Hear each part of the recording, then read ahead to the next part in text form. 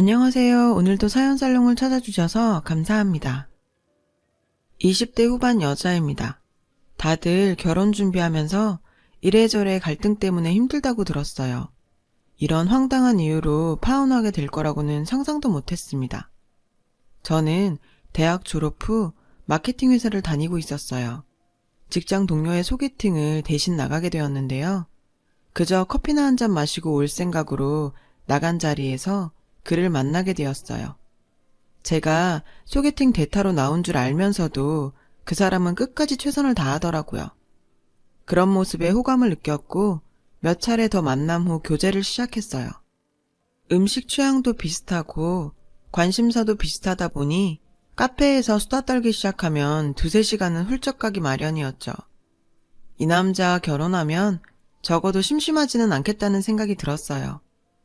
특이하게도 그는 유독 본인 엄마에 대한 이야기를 많이 했어요. 자신은 보험 왕인 엄마를 세상에서 가장 존경한다며 자랑을 한 보따리씩 늘어놓곤 했어요. 도대체 얼마나 훌륭하신 분이길래 남자친구가 저렇게까지 말하나 궁금해질 정도였거든요.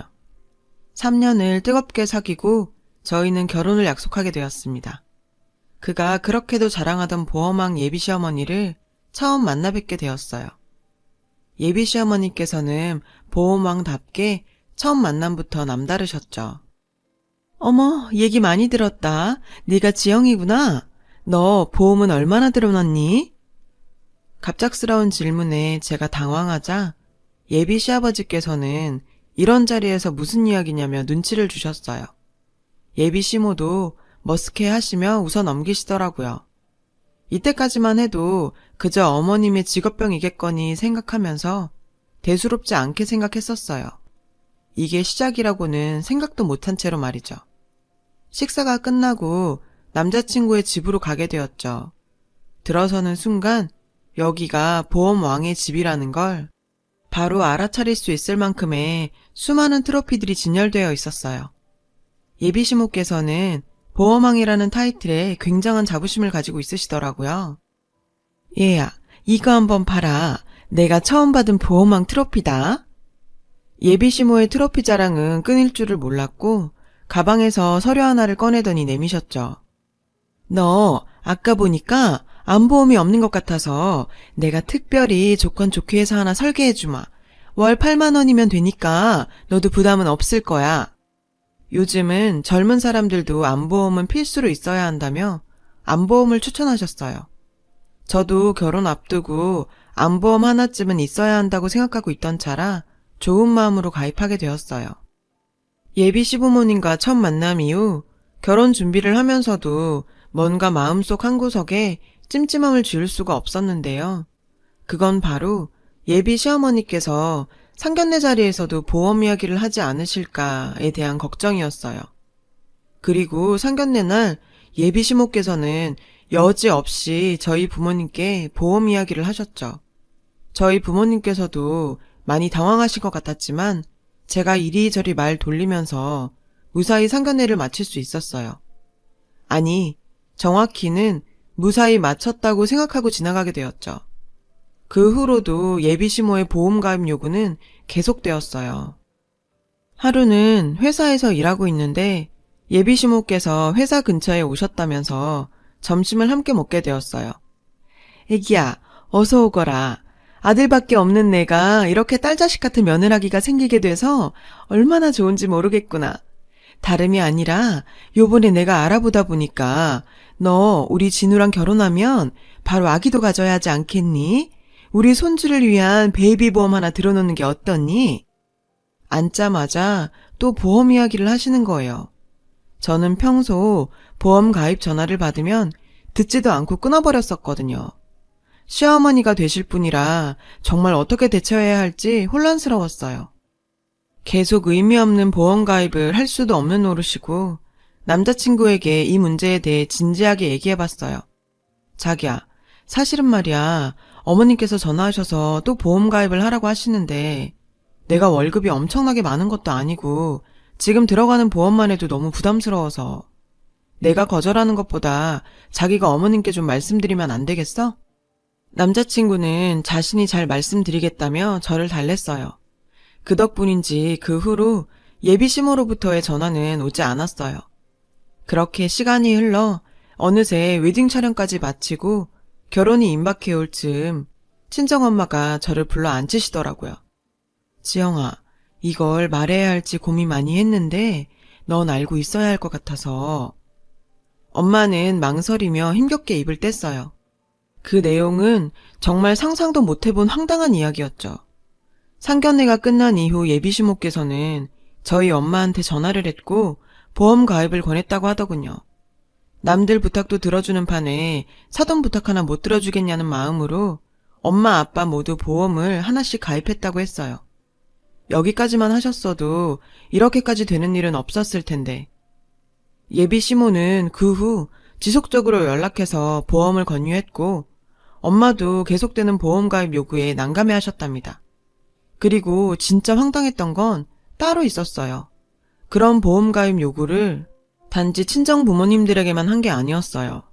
엄마는 저번 주에 있었던 할머니 제삿날 가족들 사이에서 이상한 이야기가 나왔다고 하더라고요. 예비 시어머니께서는 저희 친척들에게도 제가 추천해서 전화드렸다면서 보험 장사를 하셨다는 겁니다.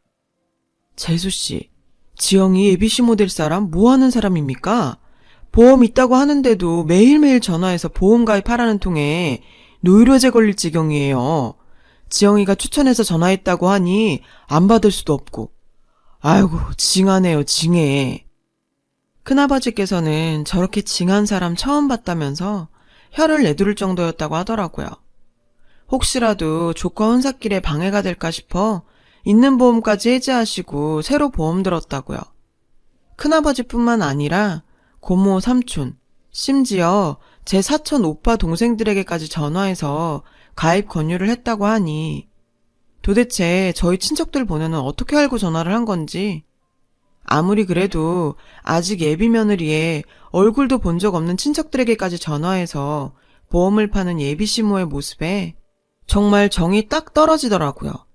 괜히 저 때문에 가족들 얼굴 보기도 미안해지고 이렇게 넘어가서는 안 되겠다 싶어서 예비 시모를 찾아갔어요.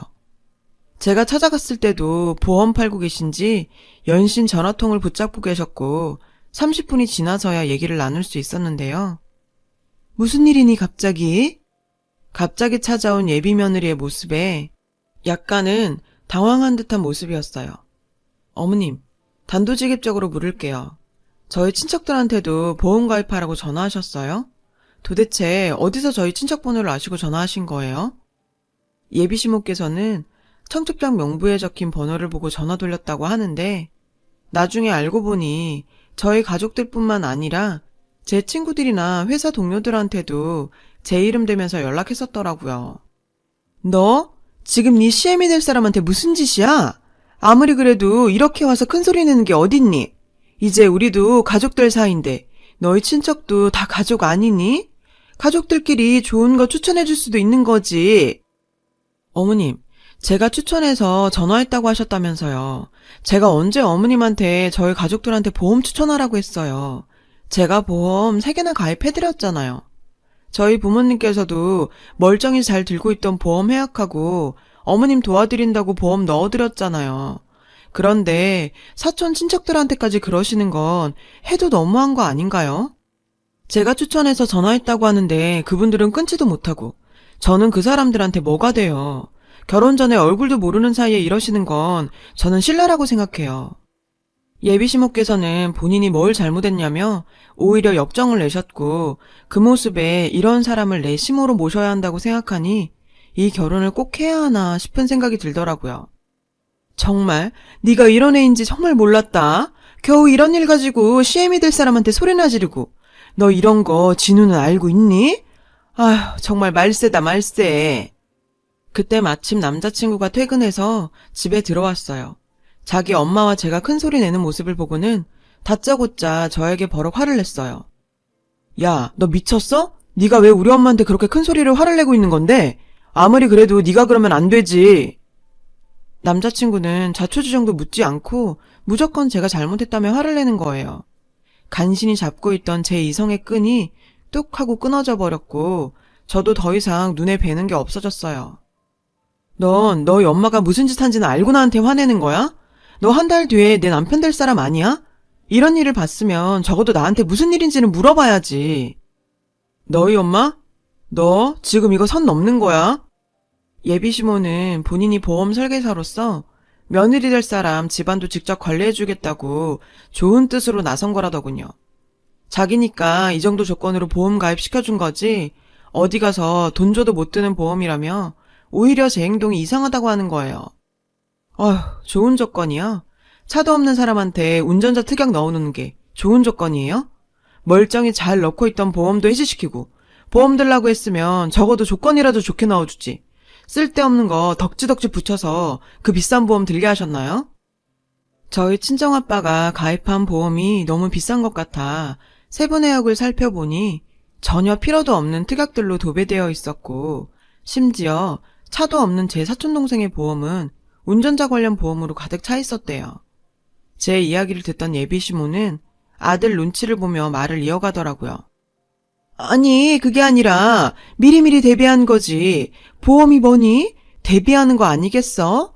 내가 다 파악해서 설계한 건데 내가 비싼 보험 들게 하려고 일부러 그랬다는 거니? 지영아, 우리 엄마가 설마 그랬겠어? 너도 참, 의심이 과하면 그것도 병이야. 가족들끼리 서로 돕고 사는 거지. 그 보험 몇 개 들어줬다고 이러는 건 아니지 정말. 빨리 엄마한테 사과드려. 자초지종을 다 듣고도 자기 엄마 편만 들면서 저에게 사과를 요구하는 남자친구였고 눈치 보던 예비시모는 지 아들의 지원 사격에 한술 더 뜨더라고요. 진우야, 그만해라. 나는 제 부모가 내 앞에 와서 빌기 전까지는 사과를 받을 마음이 없구나. 아니라면 너희 결혼 다시 생각해봐야겠구나. 이런 걸 보고 방귀 낀 놈이 성질낸다고 했나요? 결혼하려면 우리 부모가 와서 빌으라니. 미친. 얼씨구. 듣던 중 반가운 소리네요. 저도 댁 아들하고 결혼할 생각 싹 사라졌네요.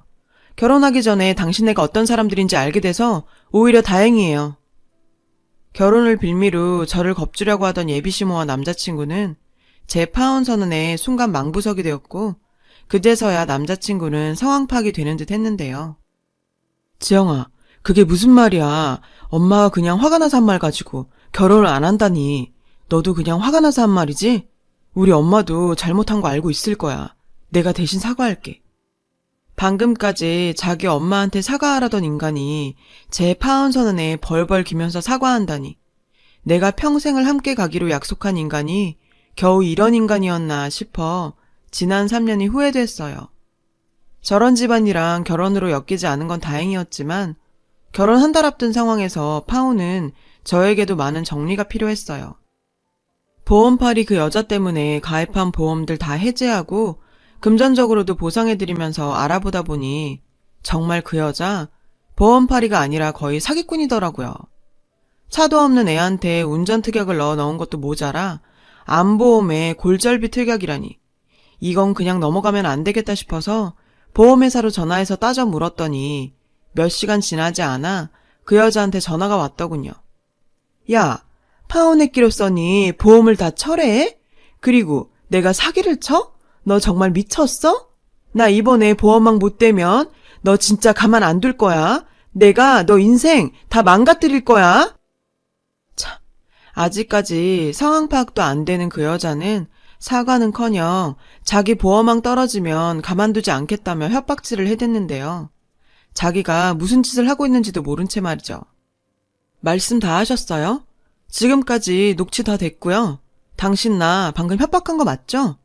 당신 회사에서도 제발 금감원에는 신고하지 말아달라고 살살 빌던데 보험 계약을 그따위로 해놓고 뭐가 그렇게 당당해요? 보험아? 당신은 그거 걱정할 게 아니에요. 그쪽 회사에서도 철저하게 조사한다니 감찰 받을 준비나 하세요. 잠깐 정적이 흐르더니 방금까지 악쓰며 가만두지 않겠다는 그 여자가 막 훌쩍대면서 용서를 빌기 시작했는데요. 얘야, 우리가 이렇게 됐어도 얼마 전까지 고부관계가 될 뻔한 사이 아니냐. 이렇게까지 해야겠니? 내가 다 잘못했다. 네가 꿇으라며 너 찾아가서 무릎이라도 꿇으마. 회사에 전화해서 없는 일로 해달라고 해줄 수 없겠니?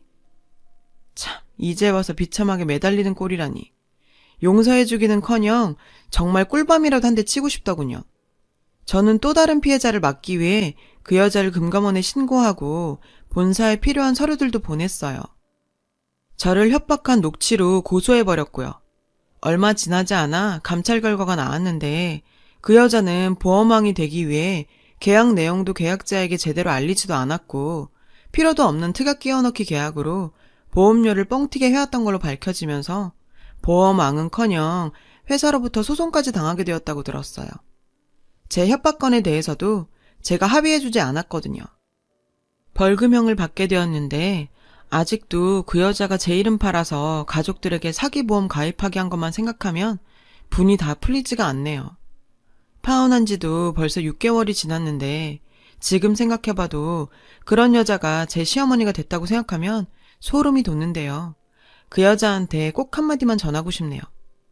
당신 같은 쓰레기 보험 설계사 하나 때문에 수많은 정직하게 일하는 보험 설계사님들이 싸잡혀서 욕먹는 거야.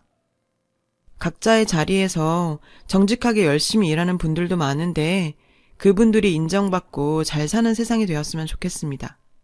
제 이야기를 들어주셔서 고맙습니다. 여러분, 사연 댓글에 응원과 현명한 조언 부탁드려요. 좋아요와 구독은 저에게 큰 힘이 됩니다. 오늘도 좋은 일 가득하세요.